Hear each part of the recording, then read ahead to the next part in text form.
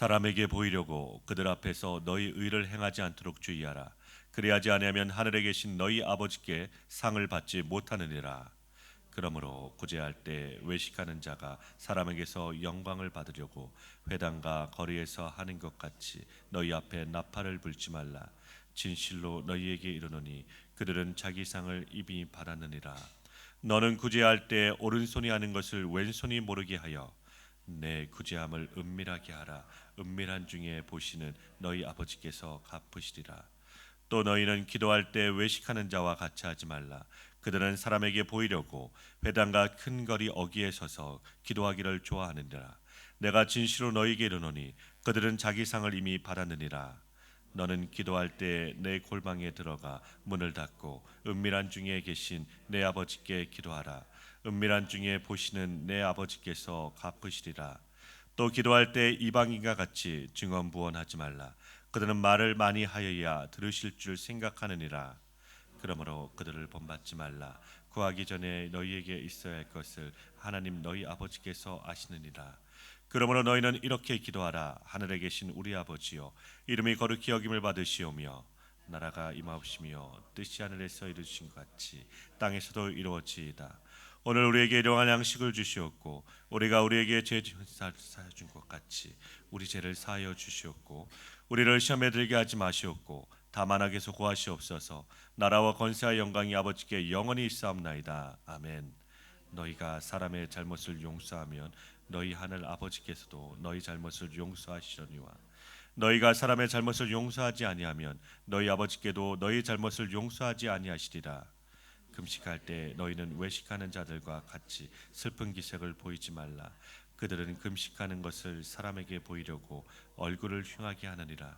내가 진실로 너희에게 이르노니 그들은 자기 상을 이미 받았느니라. 너는 금식할 때 머리에 기름을 바르고 얼굴을 씻으라. 이는 금식하는 자로 사람에게 보이지 않고 오직 은밀한 중에 계신 내 아버지께 보이게 하려 함이라. 은밀한 중에 보시는 내 아버지께서 갚으시리라. 아멘. 오늘 하나님의 말씀은 하나님과의 관계에 주목하게 됩니다. 그 주제로 기도와 그리고 금식을 말씀하십니다. 모두 구약 율법이 상세히 규정하고 있는 주제들입니다. 이 세 가지 주제는 당시 그 종교 지도자들이 자신들이 의를 하나님이 아닌 사람에게 보이려고 행하는 외식의 대표적 행동이었습니다. 오늘 본문 6장 1절 말씀입니다. 사람에게 보이려고 그들 앞에서 너희 의를 행하지 않도록 주의하라. 그리하지 아니하면 하늘에 계신 너희 아버지께 상을 받지 못하느니라. 아멘. 사람에게 보이려고 너희 의를 행하지 않도록 주의하라고 하십니다. 온전하고 완전한 의란 사람에게서 결코 나올 수가 없고 오직 하나님의 언약 성취로 인하여 선물로 주어지는 것입니다. 그래서 믿음으로 의롭다 함을 받는다는 것은 내가 행한 것이 아니라 하나님의 언약 성취의 선물, 곧 십자가로 완성된 사랑을 넘겨받는 것입니다. 그리고 그 아들을 선물로 받는 것이 온전하고 완전한 것입니다. 이 선물을 받으면 사람에게 보이기 위한 삶이 아니라 하나님 앞에서 주님의 영광을 위해 살 것입니다. 본문 6장 2절 말씀입니다. 그러므로 구제할 때 외식하는 자가 사람에게서 영광을 받으려고 회당과 거리에서 하는 것 같이 너희 앞에 나팔을 불지 말라. 진실로 너희에게 이르노니 그들은 자기 상을 이미 받았느니라. 아멘. 사람에게 보이려고 하는 것 자체가 하나님의 의의 선물을 받지 못하였기에 그렇게 할 수밖에 없는 자들이라는 것입니다. 이런 자들은 사람에게서 영광을 받으려고 회당과 거리에서 하는 것이지요. 이것이 사람들에게 보이기 위한 것이며 나팔을 부는 것입니다. 그러므로 참된 신앙이란 사람 앞에 서냐 하나님 앞에 서냐의 문제입니다. 하나님의 영이 그 사람에 있다면 사람의 눈치를 과도하게 볼 필요가 없습니다. 하나님의 영이 없으면 오직 사람의 눈치밖에 볼 것이 없다라는 것이죠. 그러하기에 주님 뜻보다 사람의 영광을 더 구하게 되는 것입니다. 이런 자는 결국 사람 앞에서 인정받기를 원합니다. 영광받기를 원한 것이니 이미 자기 상을 받았다는 것이죠.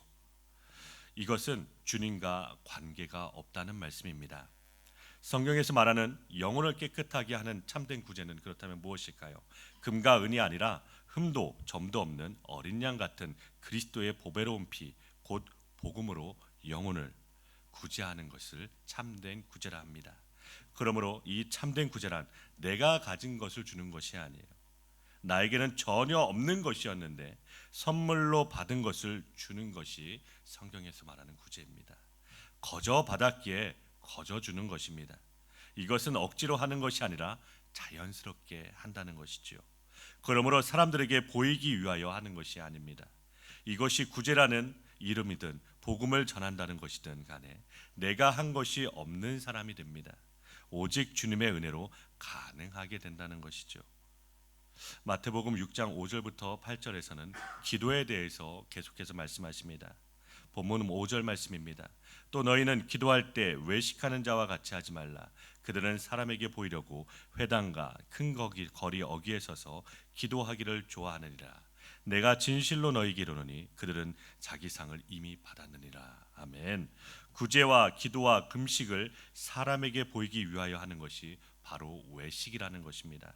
외식이라는 말은 가면을 쓴다는 말이에요. 유대인들은 기도 시간이 정해져 있습니다.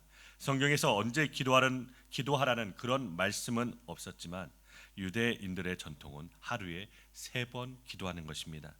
다니엘도 하루에 3번 창을 열고 예루살렘을 향하여 기도하였습니다. 사도들도 정한 시간에 기도하려 성전에 갔습니다. 이들의 기도는 오전 9시, 12시, 오후 3시에 성전이나 회당에서 기도합니다. 기도 시간에 맞추어 가다가 늦으면 회당이나 큰 거리 어귀에 서서 기도하기를 좋아한 것입니다. 큰 거리 어귀에서 기도하기를 좋아한다는 말은, 이 말은 이미 사람들에게 보이기 원한다는 것이죠. 그래서 일부러 기도 시간에 좀 늦게 가다가 시간이 되면 큰 거리 어귀에 손을 들고 기도하면 얼마나 거룩해 보이겠습니까? 이런 것은 구제와 마찬가지로 사람에게 보이고자 한 것이기에 이미 자기 상을 받은 것입니다. 하나님과 관계가 없다는 말씀입니다. 본문 6절 말씀입니다. 너는 기도할 때 내 골방에 들어가 문을 닫고 은밀한 중에 계신 내 아버지께 기도하라. 은밀한 중에 보시는 내 아버지께서 갚으시리라. 아멘. 기도할 때 회당이나 큰 거리 어귀에서 사람에게 보이려고 기도하지 말고 골방에 들어가 은밀한 중에 계시는 내 아버지께 기도하라고 말씀하십니다. 그러면 하나님이 갚으신다는 거예요. 이것은 사람들에게 드러내지 않고 몰래 기도하면 하나님이 응답하여 주신다는 그런 말씀이 아닙니다. 그러면 집에 골방이 없는 사람은 골방을 만들어야 될까요? 그런 말이 아니겠지요. 주님의 성전은 만민이 기도하는 집입니다. 그런데 그 기도하는 집의 가장 은밀한 장소는 지성소라는 거예요. 그러면 지성소로 들어가서 기도해야 합니까? 지성소는 1년에 대제사장이 단 한 번 어린 양의 피를 가지고 들어가는 곳입니다. 아무나 들어가면 죽임을 당하는 곳이에요. 그런데 예수님께서 그 성전을 헌라하시고 자신이 십자가에서 다 이루실 때 성소와 지성소 사이에 휘장이 찢어지게 됩니다. 그 휘장이 그리스도의 육체라고 성경은 말씀하십니다. 예수 그리스도의 십자가에서 다 이루어졌다고 하시면서 그 영혼이 우리에게서 완전히 떠나가신 것이 아니라 그 영혼을 믿는 이들 마음에 부어주셨습니다.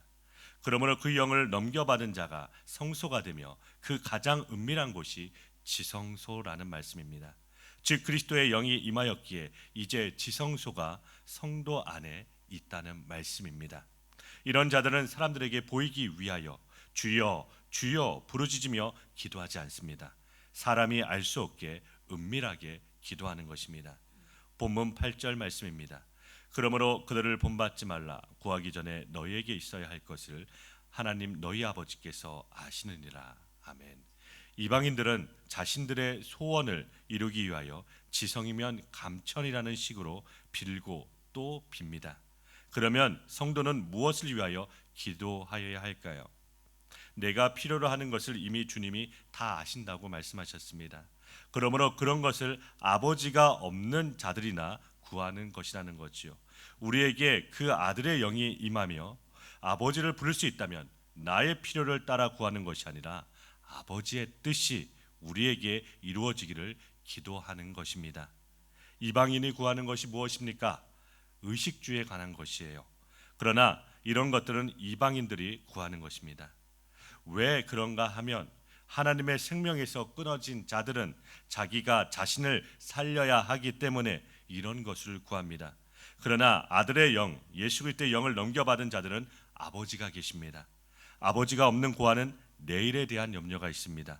아버지가 있는 아들은 염려를 하지 않습니다. 그렇다면 우리의 기도를 통하여 우리가 이방인인지 하나님의 자녀인지 알 수가 있습니다. 그러므로 만물의 마지막이 가까운 이때 우리가 더욱 정신을 차리고 근신하여 깨어서 기도하여야 할 것입니다. 그렇지 않으면 우리의 기도가 어느새 이방인의 기도가 되어버리기 때문입니다. 그러므로 기도할 때 이방인의 기도가 아닌 그 나라와 그 의를 구하는 은혜가 임하기를 소원합니다. 계속해서 마태복음 6장 9절부터 13절은 주님께서 가르치신 주기도문과 또한 마태복음 6장 16절에서 18절 말씀에서는 참된 금식에 관하여 말씀하여 주십니다. 우리가 주 예수 그리스도를 믿고 주님의 참된 자녀라면 참된 금식이 무엇인 줄 아는 자들입니다. 예수님께서 자기 백성을 죄에서 구속하시기 위하여 참된 금식을 하신 자리가 바로 죄인들과 함께 식탁을 하신 것입니다. 이것이 예수님께서 하나님이 기뻐하시는 금식을 하시는 내용입니다. 그러므로 참된 금식은 죄와 사망에 빠져 있는 매여 있는 자기 백성들의 죄를 속죄하시기 위하여 죄를 알지도 못하신 바로 예수 그리스도분이 그 죄가 되셔서 십자가에서 대신 죽으신 것이 바로 참된 금식의 완성이라는 것입니다. 그러므로 오늘날 참된 금식이란 이사야 58장의 말씀처럼 죄와 사망에 매여 있는 흉악의 결박을 풀어주고 줄인 자에게 양식을 나누어 지는 것입니다. 그것은 바로 예수 그리스도의 십자가로 완성하신 그 복음을 전하는 것, 이것이 바로 참된 금식이라는 것입니다. 이러한 금식이 우리에게 오늘 또한 앞으로도 우리 인생을 통하여 풍성하게 부어지기를 주님의 이름으로 축원드립니다.